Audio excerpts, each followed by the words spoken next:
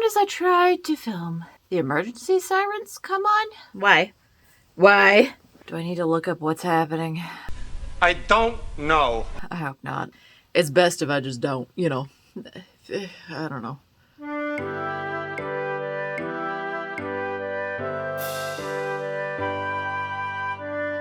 Why, hello. I'm back! So I didn't mean to take so long of a break. I meant maybe a week, maybe two. And then it just kept going and going. And then a few months passed. And things happened in my life, and it's fine, you know. You move on. You keep going with life, because that is what is expected. That is what is required. And that's what I have done. If you're new here, why, hello. I'm glad you're here. My name is Melissa. I do art and talk about weird stuff. Whatever's on my mind. It tends to go into the weird vicinity. Things are probably going to get weird. Things always get a little weird. Here's to all the weirdos out there. I love you. You are the best. I love all my nerds. I love all my Aspies. Y'all are my favorites. Y'all are my favorites. You know, just keep going. That's all anybody can do. I just needed a little bit of a break, and it ended up being longer than I expected. But that's okay. That's okay. The world got very interesting very suddenly, and it's hard to look away. This is fine. What an interesting time we're living through. Want some coffee? It's fresh. Let's do some comfort art just to get us going, you know, just get us going and get back into the swing of things. We're going to do some comfort art. My favorite crayons of all time, the Caran crayons. I'm very sad to say they are nowhere close to cheap, but they are superb. Oh, delicious water-based crayons. They're very small, but they go a long way. Since we're getting back into the swing of things, I just want to do some comfort art. Just like comfort food, comfort art. That's what I want to do. Let's go bold. Let's go big. Let's go extra.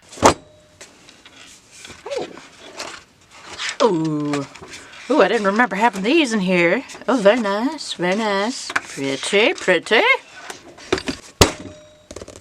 Beautiful. It's beautiful. A lot of things are beautiful. Yeah. You just have to know where to look.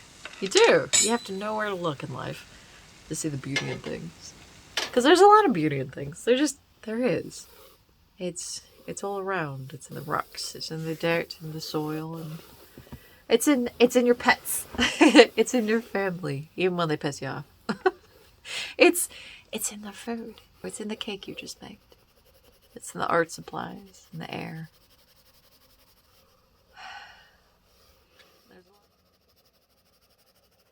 You know the statues in Easter Island? Where in your mind you can picture, you know, the big heads that are just sticking out from the earth? They have bodies. They have like full, massive bodies. How many of you knew that? Do you know that? Or they are submerged in feet and feet and feet and feet of soil? Yeah, that's not a normal thing.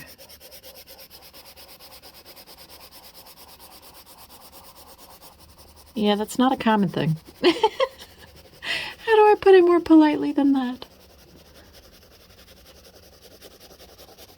There's a lot of beauty. And you have to search it out.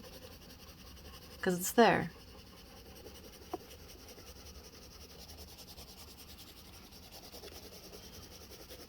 I find a lot of beauty in nature. I do. I'm not a city person. Cities are like institutions to me. Insane asylums that are run by patients. That's what big cities feel like. I don't like them. I don't think they're natural. I don't think humans are meant to live like that. I really don't. I think they're meant to live like country folk. Small communities in the countryside. People who grow their own food and, you know, live within their community, with their community groups and the knitting club, the bowling club, the Knights of Columbus, the the church groups, the You know, those sorts of things. That feels more natural to me than any city I've ever been in or lived in. Those are soulless places. And they're not natural. No, they're not meant to be. You know, crime data.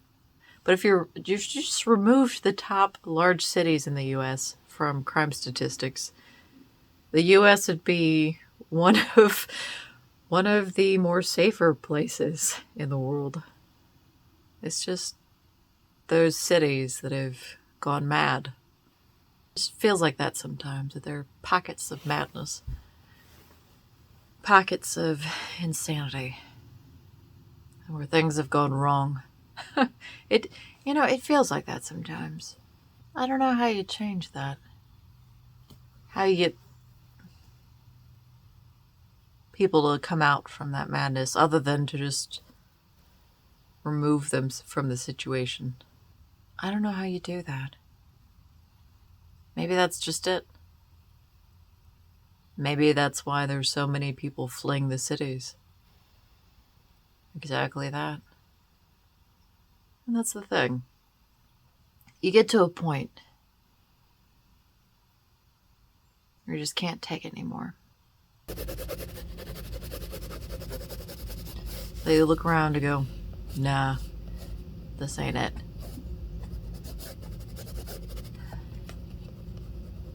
I wonder what percentage of the population has second order thinking. I think about that a lot. I do. Because I keep running into people who... How do I explain this? So, in chess, you are supposed to think moves ahead. You are supposed to plan 4, 5, 6 moves out. That is how you play a game of chess. You don't play the game by move, you know, one thought at a time. You have to think about how your decisions will create the next round of decisions. And I keep running into people who are unable to think to step 2 of that in life. I don't even mean chess. Chess is just the analogy. I mean in life. It might be the 20-80 percentage. It might be. And it's kind of sad in a lot of ways. Because there's a lot of people out there that don't have the concept of what their actions may do next. Like what something may actually cause. And I don't know how to account for those people. It's hard to plan for people who don't have much logic to them. It's hard to prepare to handle for a lot of that. How do you plan for people who don't have second order thinking, much less third and beyond? How do you account for the people who can't even picture things in their head, don't have an inner monologue? Because there's a surprising amount of people out there who don't have an inner monologue. They can't, or don't seem to be able to have thoughts with themselves, and that they are only living moment to moment as things occur, as things happen. How do you account for that in the population? When you're doing your own risk management with the things around you, with security, with, you know, the infrastructure of our society kind of starting to crumble around us. How do you account for those people? You know, they say rioting is only 3 lost meals away. That's it. That's all it takes. I wonder. You know, there's communities of people out there for anything and everything. And I just wonder. I wonder sometimes. I learned a lot during my break. And I don't know if you could say any of it's good, but I think most of it was necessary. We are in a time right now that is the purpose, is for us to find the things that were lost to us. A lot of history has been lost to us. And I'm really starting to believe that was done on purpose through time. The nicest thing about the internet, there are enough people who have the same sort of idea of preserving things. Somebody that has a lot of money and can keep a hold on what's going on in the used books market and maybe take books out of circulation, and maybe over a couple of generations just buy all of them and take them out so that they don't exist anymore. With the internet, if one copy survives, it can just be put on the internet. One copy somewhere in somebody's attic. All these things that have been lost to us. Maybe a lot of them aren't really lost. They're just hidden. They're just forgotten. They're waiting to be found, like little treasures in the hidden libraries of the world. What a lovely thought. What a lovely thought. But I've always been a bookish woman. I can't help it. Books are treasures to me. I will always collect old books when I find them. I don't think that will ever go away. I never feel satisfied with the quantity. It's never enough. There always should be more. Because, I've spent a lifetime trying to find the oldest books I can just randomly come across. And I don't even find ones that old, I found a lot that are pre-1913. By the way, if you want to go down a rabbit hole, a good one, start looking into all the things that happened in 1913, yeah? Maybe start there, okay? But it's very rare to find ones older than that. A lot of them have been just removed from the market, removed from easy access. But sometimes you find really good ones. Sometimes you can find gems. So do you want to see some really beautiful old books? This is the kind of stuff I collect. And when I find it, I just eat it up. So, these are all things that I have just found out in the wild. And by which I mean in thrift stores, junk stores, those sorts of things. And because you never really know. And I find that these are books that people have probably forgotten in an attic or a basement or something like that for a very long time, for maybe a couple generations, Like this one. School History of the United States. It's a junior high. I'm clearly not going to give you the address of the original child or the full name. This was Alfred's book. School History of the United States. 1918.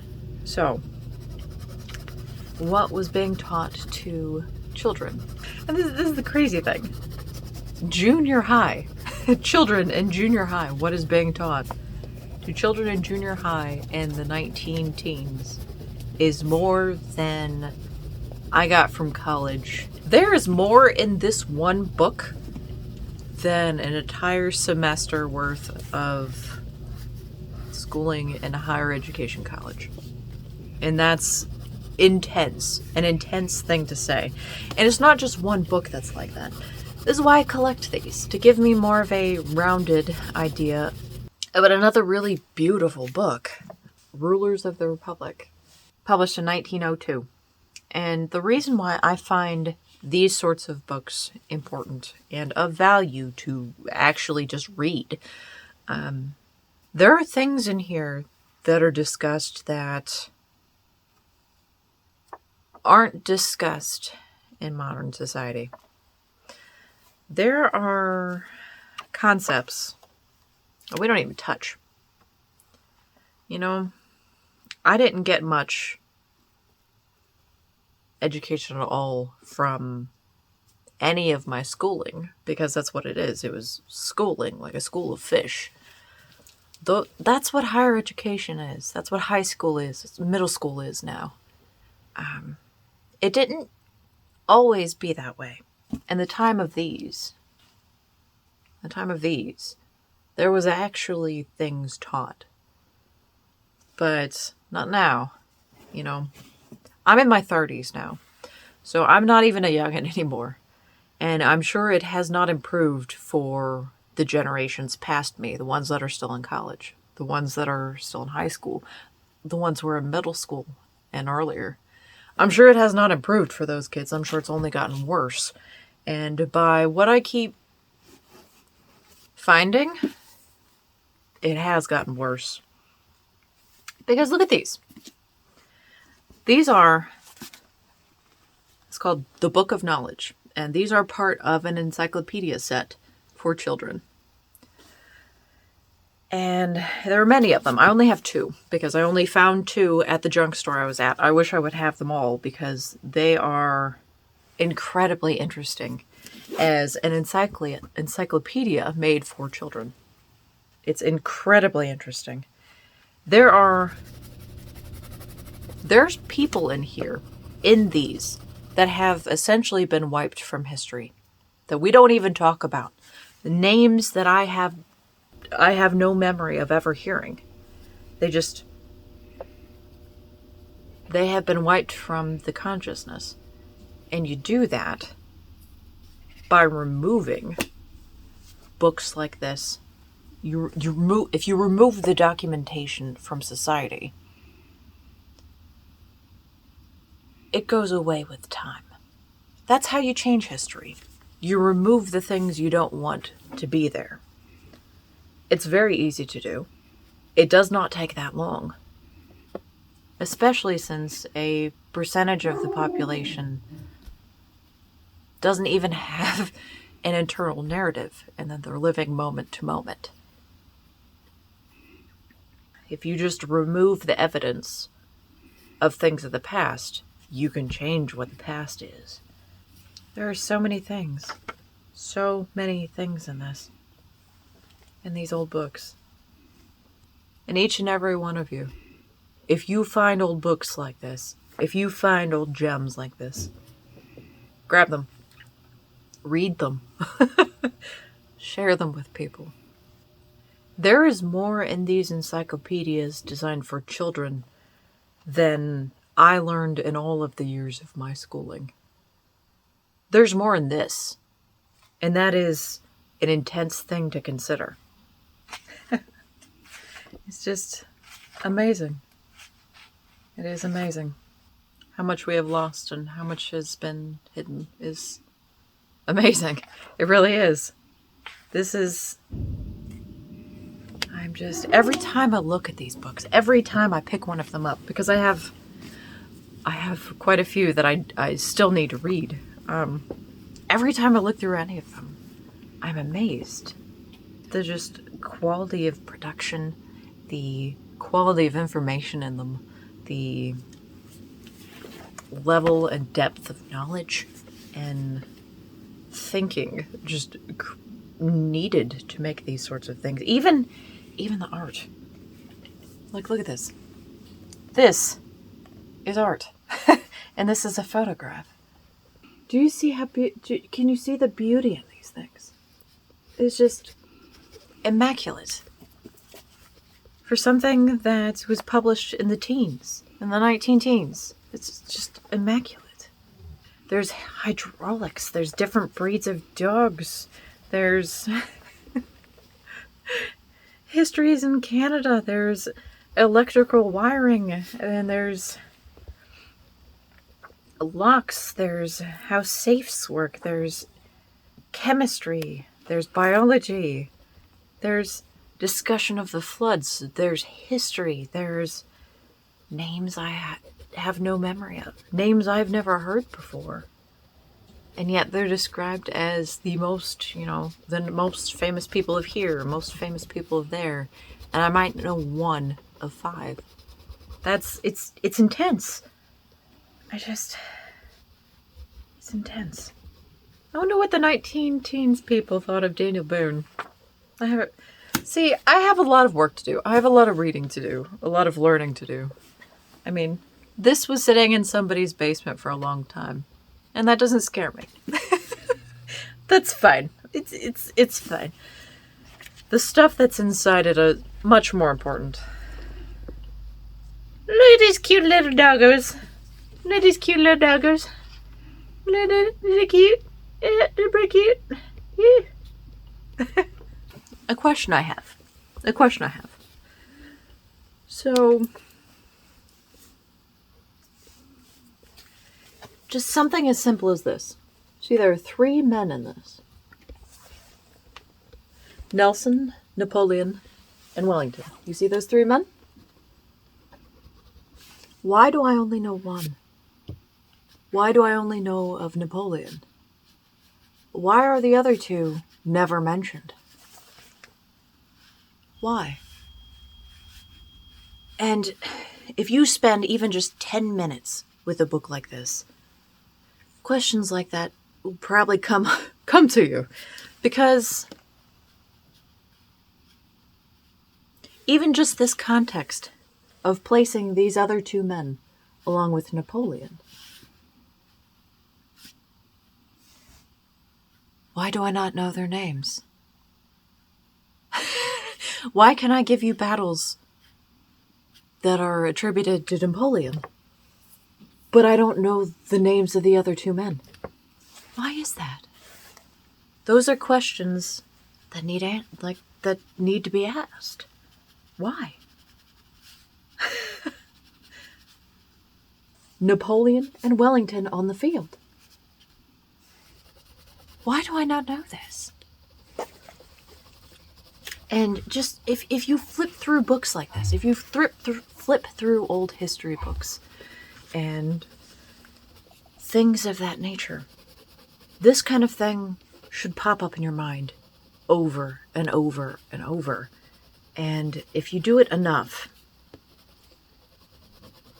you start seeing things. You start asking questions that lead you to other questions. There is a story in here of the floods. It's called The Peasant. The Peasant. The Peasant at the Flood. Look at that. There are, in every culture, in every mythology, there are floods. There are major floods that wipe out entire populations and cities and entire countrysides. And why is that? Why do we not know of any of that? Why is it not discussed? More than a century ago, terrible floods were experienced in a neighborhood of Verona, owing to heavy falls of snow in the Indian Alps, followed by a rapid thaw. Today, the farmers have learned by skillful engineering to make use of the surplus water for the crops. Then the rivers came dashing and roaring down the mountainsides, overflowing their banks and carrying everything before them. And, it talks about just wiping away entire hillsides of cities. It's just goes on and on and on. The quality of information. It just keeps going. South America and its conquerors. My family has been in the U.S. several generations, both sides. I have an uncle who has traced one side a very long way back to Spain via Mexico. And The thing is, there are parts of history that are not talked about and told. If you even get into genealogy, you'll find, depending on your lineage, depending on where you are, depending on circumstances, there will be periods where it is near impossible to trace your lineage, just because floods and fires and destruction of evidence. You get to a point where you have to search for tombstones to even find the names of people. When that is your basis, things get a little difficult. And, I find that the collective memory of things really only goes back to your grandfather. So however old you are, whatever generation you are, the collective memory for you probably only goes back to your grandfather. Maybe your parents, maybe, just depending on circumstances. Or, maybe you're one of the people that does not have an internal monologue. I don't know. I'm glad to have any of you around. But when you get to that point where the only evidence of lineage, the only evidence of how many generations there has been is tombstones and burnt down churches, when that's all there is, don't you think maybe we don't have a good grasp on history? Maybe we don't have a good grasp on our actual history. Like our actual history. The stuff that has actually happened to us as people over time. I have a love-hate relationship with Twitter. I do. And I will get in fights with people on Twitter. But I hate running into so many non-player characters, NPCs, that aren't really open to thinking about any of this. It's going to hit a lot of people really hard. A lot of this stuff is going to hit people really hard. A lot of it is. And I'm sorry. I am. I wonder how long it will take. How long I will be watching. I don't know. What a time to be alive. Chaos. Chaos. I guess in a way, this is me asking if anybody is interested in this sort of thing. Because I don't know. I don't know who else is interested in seeing how the shape of things change over the decades. How people of the teens, the 19 teens, think about the shape of history versus the people of the 2000 teens. Because there is quite a different grasp on things. There's a lot of context that changes. And all of these modern age NPCs, all these modern age non-player characters who aren't actually thinking about anything or learning about anything, they're just following a script. They're non-player characters following scripts. None of these people seem to try to look into any context of anything at all. They're just following the script as prescribed by those who design society, those who design what is available in history books, what is available in education, what is available to school the children. I'm very uncomfortable in this sort of thinking. I'm very uncomfortable in the idea that the people of 100 years ago had more context to history than we do now. I'm very uncomfortable in that. I am. I really am. And I don't know if anybody else is interested in this sort of thing. In what is written in a book called Our Country's Beginnings in the 30s, because this is from the 30s. Or something called The Story of the United States from 35. Or something called Readings in European History. Because I guarantee the things that are in these old books are different than what is taught to children today. I guarantee it. Because I've read them. I've read a lot of these books. I've flipped through a lot of them. And I have seen them. I have seen what is written in these old books that are hard to find. A lot of it doesn't match the shape of current reality taught to people. Because, reality is taught. Reality is formed.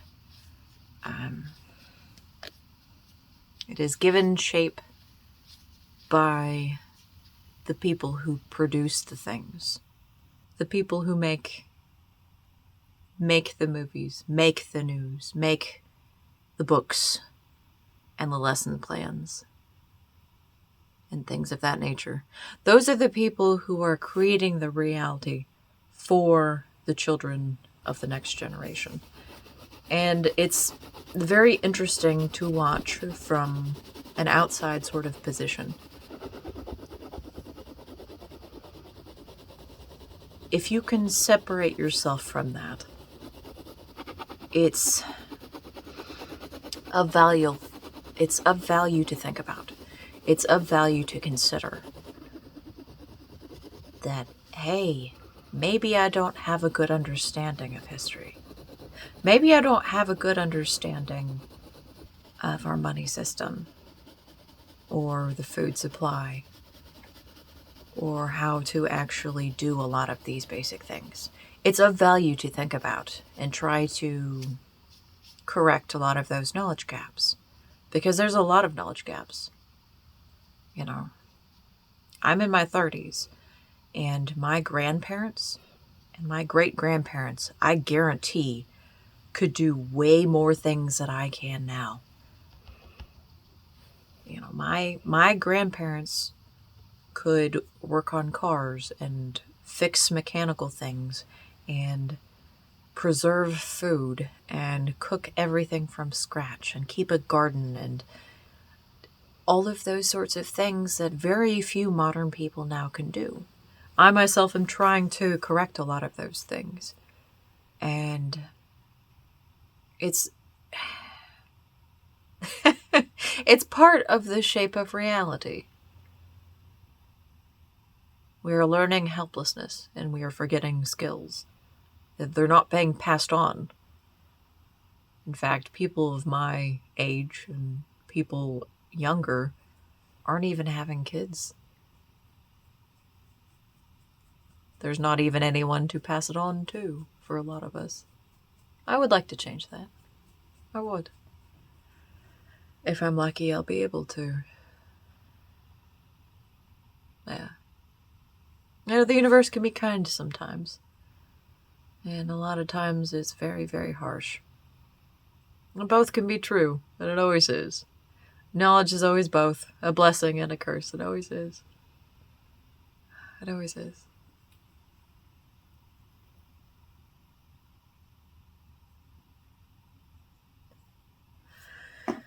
Maybe some of the interesting things.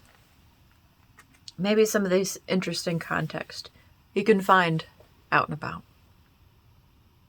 Maybe you can find some old history books to read too. Maybe you can start to learn some of the context. Maybe y'all can teach me too. Because I have a lot to learn. I really do. There is so much I don't know and so much I don't understand. But I'm going to keep pressing forward. I hope you do too. Keep your cup full. Bye. I once was lost, but now